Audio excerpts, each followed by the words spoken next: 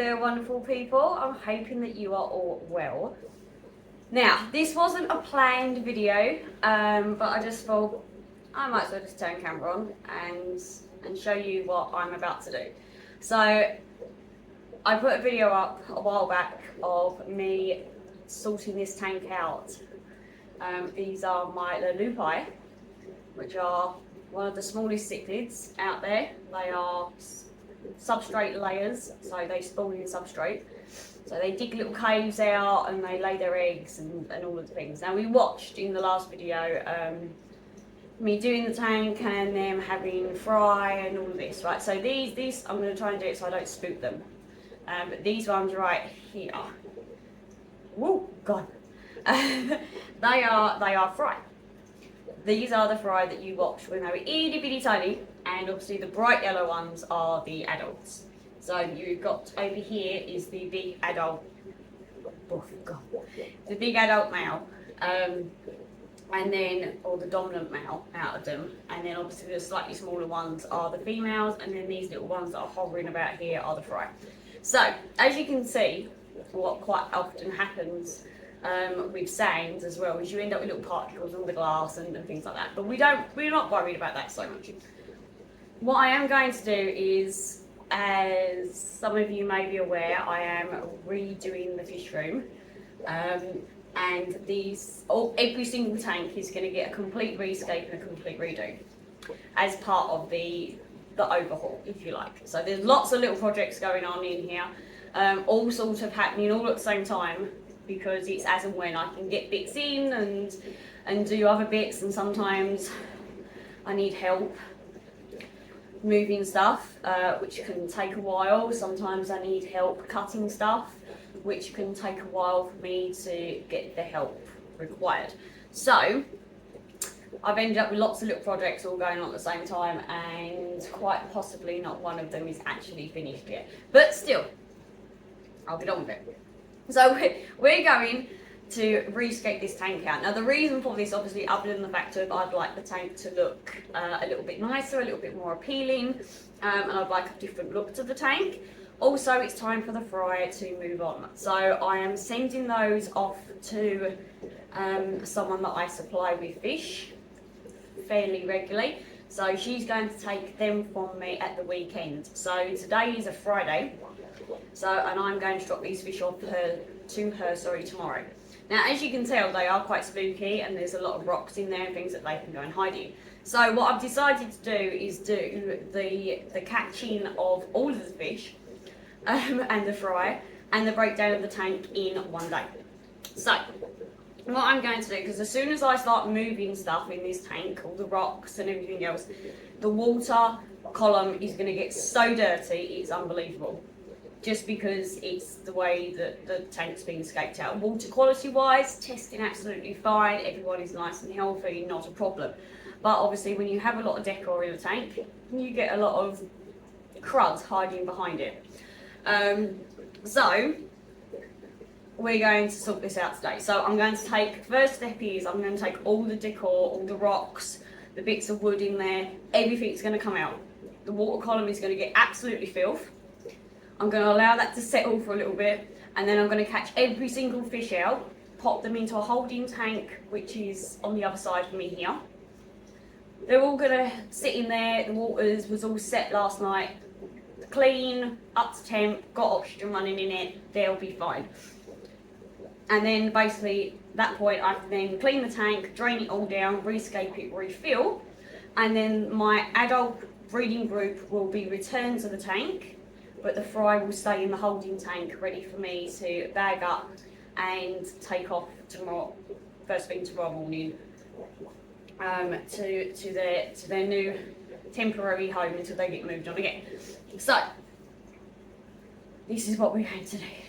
So I have not long to do this. It is now 10 o'clock in the morning. I need to be at my daughter's school for about 1:30 for Christmas crafts, because I've got mummy duties today. So I need to try and get as much done with this as I physically can. in order to make sure that the adults are going back in at least by tonight at the latest. So, this is what we're going to do. So, what? Yeah. Waffling, Vicky, you're waffling. Right. Let's do this. So, I'm going to stick you on a time lapse, and you're going to see how dirty it's going to get when I start pulling things out. It's going to be absolutely horrific. So, let's break down this tank and get everything out. Okay, so first things first, let's get everything out.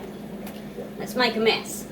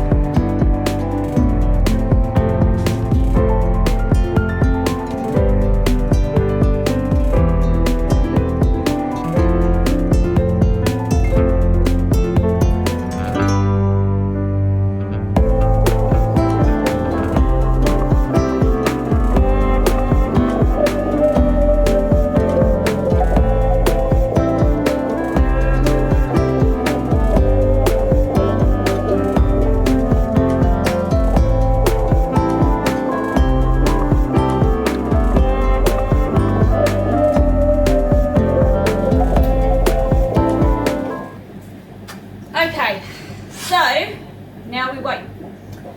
The fish, obviously, as you saw, have been all transferred into the holding tank for now. You might be wondering why it looked like I was banging on the glass at times. As you could probably tell, or maybe not, depending on how fast I sped that footage up, they're very, very quick and they like to jump. So hence why I dropped the water level down to give myself some jump clearance. It's also easier to catch them if the water's lower. What I was doing was I was getting the net, bringing them like obviously to the edge of the tank somewhere. But if they come to the front, what I can do is almost sort of herd them into the net. So I was coming up behind them. And then raise your hand or just slightly wiggle your fingers in front of the glass. They will then move back actually further into the net. It's a little bit less stressful for them, I find, because netting any fish, especially these types of fish, because you know I don't move them very often, can be quite stressful. So the less stress I can put on them, the better. So I don't want to be chasing them around the tank for half hour. It's almost like you're sort of corralling them into a corner and grab basically what you can without the quick swish and flick kind of motion. Swish and flick. Sorry. I just had Bethany run through my head then with Harry Potter. Beside the point. Squirrel moment. Hang on. Give me a sec. Right. Yeah, so the idea is obviously to less stress as possible, get them in the net as quick as possible and get them moved. So obviously they're now in the holding tank. I'm going to allow this to settle. I'm going to go see if I've got some spare sand because unfortunately when you're cleaning tanks out and obviously you're siphoning water out, you'll with a sand tank you'll always end up with sand going up the tube and out to your waste. It's another reason why I don't particularly like sand, but you know they are cichlids and they're sands. I have seen people put them on gravel, so maybe I might do a little bit of a mixture. I've got some round pebbles out there. I might do a little bit of half and half, that might be a thing. Yeah, so let me go see if I've got any top-up sand while this is settling, because really the next thing I need to do is now siphon off anything that's left on the surface of the sand, because as you saw I swished all the sand about, which is why it's gone like this. And allow all this to settle. I'll probably siphon all this out, bring the water level back up to where it is again, check to make sure everything's clean, add in the new sand or gravel depending on what one I go for, also depends on what I've got out there. And then yeah, then we'll get to escaping all of the things. So I'm going to go grab a coffee while that's settling and go look in my stash of goodies and see what I have. And yeah, coffee break. Okay, right, so got all the water is out now. Gone round, had a look. I do have a little bit of sand left, but as I said, I don't really like sand. It's just not my cup of tea. I much prefer gravel. Now, I'm going to correct myself because I realised out there while I'm looking for sand and thinking, should I just put them on gravel? I realised that I said to you that they were substrate layers. Right, that's incorrect. I completely lied to you. They are cave spawners. So, naturally, they can find a cave, they would clear the cave out, so they would move a little bit of substrate, be it sand, whatever. And that was my phone ping. So that, yeah, they'd move substrate around in order to dig a cave out. So, but if you provide them with caves, they don't tend to dig as much. So I've decided what I'm going to do is I've got some nice gravel here in substrate that I used in a previous tank that I've broken down and taken out, which actually has a mixture of gravel and sand already in it. So I don't know, I'm going to try and show you. I could drip this everywhere though, so I apologise. Let's try and get rid of some of the water. So as you can see, yeah, you can't. I'm going to drip this everywhere. Let's move another mark underneath. Okay, so we've got, they're more like little round pebbles mixed in with sand. So we're going to use these because that way then, if they do decide to mess about with the substrate, they're not liable to cut their little mouths on substrate as we put it in. So I'm going to mix this in with that, allow it to settle again, and then I'm going to start adding in the rocks and things like that. Now, as I said, I have an idea. I'm going to try and provide them with some more caves and hidey holes, but I actually have something that is a cave that's not designed for these, but I can't see why it wouldn't work. So we're going to try incorporating those into the rocks that I'm going to use. Now, also, these are a Lake Tanganyikan cichlid. I am aware that in Lake Tanganyika there is a very, very limited amount of plants in that lake. But these are tank raised. So we're not worried about that so much, but I don't want to put in live plants because I believe that they might mess about with them. Now, as you know, 9 times out of 10 I generally use artificial plants anyway. I am going to have some tanks in here on the redo that are going to use live plants. I'd like most of these display tanks and most of the tanks now to have live plants in them, but for this purpose, because they will mess about with things and they will pick at things, we are going to use artificial again. Not very many in there because, like I said, they don't normally have that. It's generally rocks, and rocks are going to be the main feature of the tank anyway. Yeah, so I'm going to add this in. I'm going to go check on my water tank before I flood something out again, because I don't want my hallway flooding. It's a good job. Well, I'm just going to say it. I flooded out my hallway because I got distracted, similar to this. Whilst I was away with the fairies, I was having all of the thoughts, and I got carried away. I left the water tote running, filling. That was the dog, that wasn't water. And I flooded out my hallway. Luckily, I'm not nowhere near finished decorating. I've barely even started decorating the house. So there was no real damage done. But I will just add, if you do this, pond vacs work wonderfully for removing water from your tiled floor. It's a good job it was tiled floor, wasn't it? It came up beautifully. The floor needed a cleaning. I hadn't mopped that particular day yet, so that's what it is. So let me go turn this off because I'm getting real nervous about it. I'll be back. Okay, so substrate is in. I'm happy. It's got some depth to it, which is what I wanted, just in case. I didn't flood anything, by the way. I did manage to turn it off. I do have another one running though, so it could still happen. Okay, so what I'm going to do now is I'm going to go and clean the sponge filters out, reinstall those, reinstall my heater because obviously they're necessary. You need them in that tank, and then obviously put all the hardscape and everything else around in some kind of organised fashion, of which I hope looks half decent. I don't know. I am no aquascaper by any stretch of the imagination, but yeah. So I'm going to go do that. I'm going to whop you onto a time lapse so you can see it all, but hopefully it will speed through it quick enough so you don't get bored, and so I can stick my music on without any wrist slapping going on from YouTube. So let me go and do that.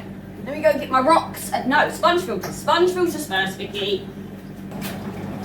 Okay, so as you can hear, see, I've got some water going in just to give myself a little bit of play around and whatever else. It's easier to start putting these things in if you've got a little bit of water in there.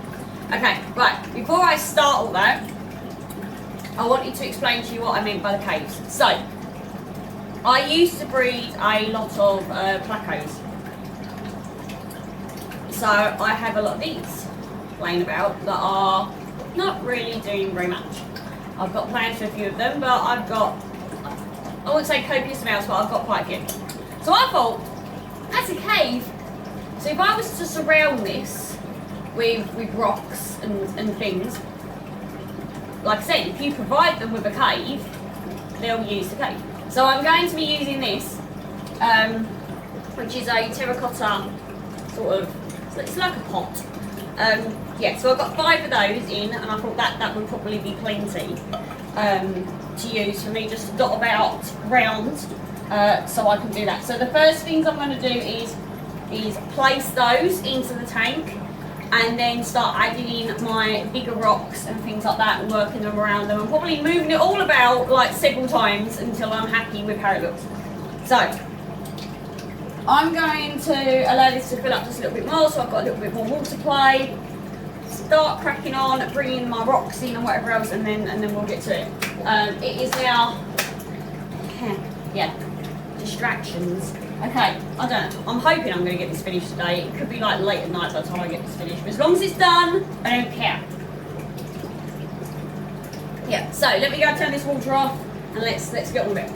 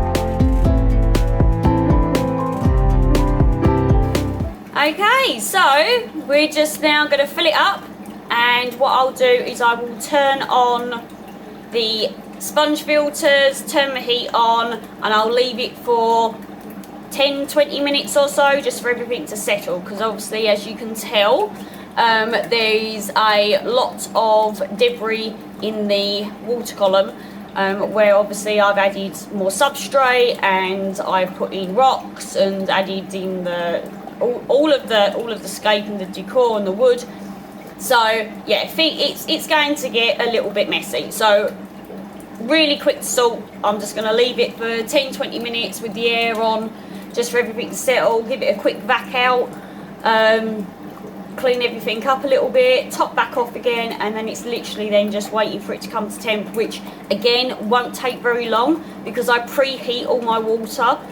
So at the moment that water is coming in virtually at the same temp that the tank would normally sit at anyway. So I just want to make sure that everything's running, everything's stable, and then yeah, then hopefully we can add in the breeding adults again. I will select out a few of the elder juveniles to stay in there, but not many, and then yeah, job done. Okay, so there we go, all done. Water's all cleared up, all the filters are working, heat's on, it's up to temperature. Yeah, all complete. So as you can see, I have incorporated the old Placo caves into it. So we've got one there, two there, one there, and one there. So hopefully some of those, or most of those, I'll be able to see into, as well as them being sheltered enough. Whether or not they actually use that one there, I'm not sure, but it'll give something else some space to hide. Obviously there is other little nooks and crannies all the way around. As you can see below that one, there's sort of like a natural cave that's been formed.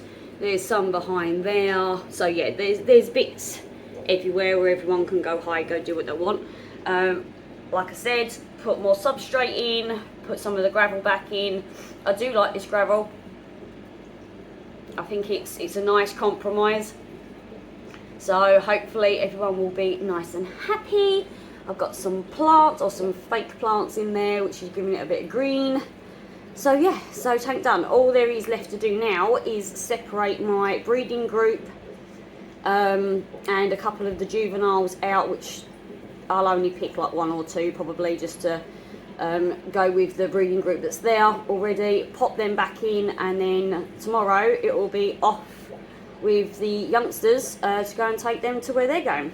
So I'm going to net up the breeding group now and plonk them in.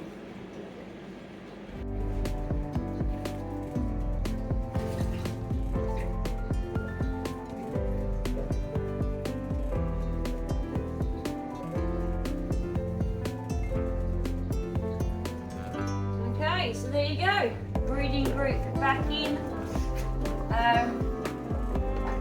There's 7 of them now, so we're from 5. I've kept 2 of the bigger juveniles back as breeders. So yeah, all good. So now the other youngsters will now wait until tomorrow, and then they'll be off for rehoming. So that's them in there. Not going to see them virtually at all in this tank for a little bit until they settle themselves down and chill out a little bit. It's been a very stressful day for them.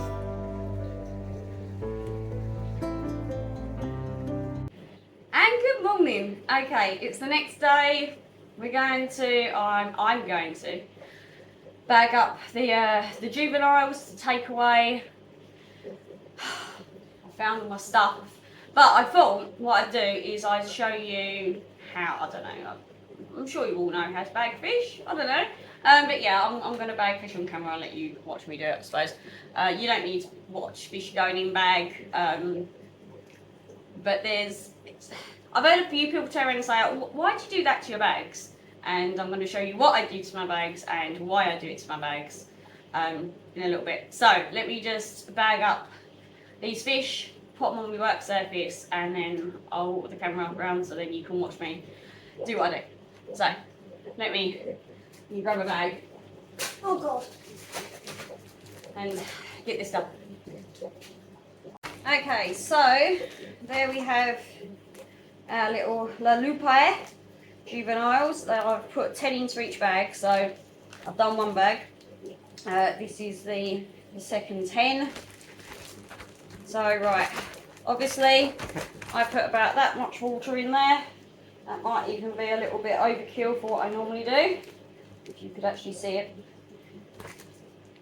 So obviously I don't have an oxygen system here yet. There's no real need for oxygen with these size fish anyway, so we just want to sort of grab and swish, then we do the spin, which looks horrendous for them, but I promise you it's not. You want a nice tight sort of wrappy around if you want. And then I like to use a fairly big thick elastic band. This is the bit where you hope and pray that it doesn't snap on you like that. I knew that one was going to do that. I had a feeling I should have gone with my gut and gone, I'm going to not use that one. That's why you don't let go. Okay, typical, isn't it? Turn camera on. So again, nice big thick elastic band. You really do want to sort of pull ham out of it. Oh, I do anyway. And so we do a couple like that. And then what I do is curl it. Just makes another seal. Over and over and over and over and over until literally you cannot get any more on it. Okay, and then what you do is you let it go. If that starts to spin and unreal, it's not tight enough, go again. Right, so there's our bag of fish. Decent amount of air in it, it's fairly taut, it's what I like. Good grooves on the top. This bit's nice and secure. Right, can you see what's happening to the bottom of the bag? Just put it down. It folds in. Now, it doesn't often happen, but it can happen. Which is where you can end up, as you're travelling these, you can end up with fish getting stuck in the corner of your bag and dying. Some people, when you pick fish up from a vendor or whoever, like to turn these bags upside down. So they're actually, the top of the bag is at the bottom, so all the water is around here. I don't like doing that. I don't like doing that at all. I don't think that's cool. By all means, if that's what you want to do. If you was to double bag this, you put a bag over the top of it, that would be fine. But I just don't do it. So, to save the fact of, you know, there is an opening here, and that's only shut really with elastic band. So to take the little bit of extra risk out of it, what we do is obviously you need to make sure the outside of your bag is fairly dry in order to do it. So we do that. And then what I have here, run along here that you can't see, is a strip of sellotape. So, can I show you? Sorry for the juddering. Right there, you can just about see a strip of sellotape. So what I'm going to do is put corner to corner down on the sellotape, like that. And let's drag it over so you can actually see what's going on, hopefully. Okay. And then what we're going to do is we're literally just going to pull the corners up. And pull the corner up. See? All the fish then was in that corner. And it's forced them back into the bag. So now we've got nice rounded edges. Nothing that any fish can get caught in. There's no risk. I don't have to turn my bag upside down and risk the band and the tie failing. You could double bag. I don't tend to, and I'll show you why I don't tend to in a second. It's the way I take or transport my fish. But you could double bag, absolutely. There's no reason why you couldn't. But yeah, so this is how I do it. Just like this. You can buy bags that have rounded corners, but you pay extra for them. And to me, when you can fix it with a little bit of a lackey band, I mean, obviously, when it comes to acclimating these, the sellotape's going to fail. It's going to come unstick. But by that point in time, it's floating in the water. It's not under its own weight. So you don't have to worry about corners. yeah, and it's that, like I said, that one strip of tape, so it's not like you're going to be fishing lots of little bits of tape out your fish tank. It's just one bit if it does come away. But generally, mine seem to hold actually. And I normally use thicker tape than that. I normally use clear parcel tape, but I've run out. So we're using this. Right, let me show you inside the box as I'm putting them in, and then what I'm going to do with that as well. Okay, so here's the box that I use for transporting the fish. Now, this is the kind of style I like to try and ship fish in, which is why I'm showing you. Right, so obviously we've got a cardboard box, we've got a bag, we have a poly box, we have a black bag, and then your bags of fish go inside. So obviously there's one already in there. There's our second bag going into this corner. Now, this particular box is obviously a little bit big for this, but this box is coming home with me, so I'm not concerned. It's me transporting it, so there's going to be slight differences to me packing this box to when I've shipped fish out before. So if I was to only be shipping 2 bags like that, I'd want a slightly smaller box, so there's less room in between the bags for any movement. I would also be packing these because they are tropical. I'd be packing these with not only like packing peanuts or newspaper and things like that to bulk the box out and to protect the fish from any bumping or anything like that, and from the bags from falling over. I'd also be putting in a 48-hour heat pack. Now obviously when I ship fish or when I post fish out, it's 24-hour, that's the end of it. But I put a 48-hour heat pack in because I'd like the extra time on the heat pack to be available just in case. Also, it takes a while for the heat packs to warm up, and obviously as the heat pack starts to run out of time, it starts to cool down before its time anyway. So I like to use a 48-hour heat pack, that way then I know that the heat pack is still nice and warm when it gets to where it needs to go to. Now, to pack this particular one out, it's not like I'm short on fish bags, so that's just full of air, blowing it up like a balloon. So we're going to put one in the middle, we're going to put one in the corner, there, and then one in the other corner. Just literally stops everyone from moving about. We don't have too much to worry about there, so fish are in that corner and this corner down here. So that's that done. So now what I would generally do is lackey band that up. Not that we really need to worry about it, but we'll do it for camera anyway.